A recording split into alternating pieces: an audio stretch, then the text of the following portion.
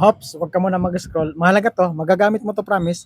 Magbibigay ako ng tip sa panahon ng kagipitan. Minana ko pa 'to sa lolo ko, i-she-share ko sa'yo. So napakaswerte mo ngayong araw, no? Isa sa mga hindi natin inasahang kagipitan, guys, lalo na 'pag nagta-travel tayo, is yung inabot tayo, yung taing-taing na.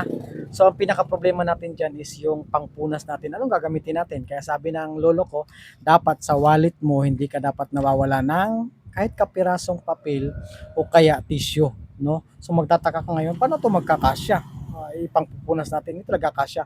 Pero may technique tayong gagamitin dito, guys. Ang gawin niyo lang, guys, ipo-fold niyo lang ito ng isang beses. Yan, tapos butasan niyo yung pinakagitna niya. Yung butas niya sakto lang sa pinakadaliri mo. Tapos ipasok niyo ngayon yung daliri mo.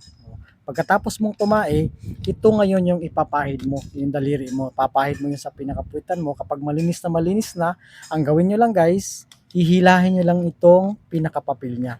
Pag hinila niya yan, di ba, napakasimple lang. Tapos pitik-pitik nyo ng konti. Napakasimple at genius na paraan, guys. Sana natulungan kita today.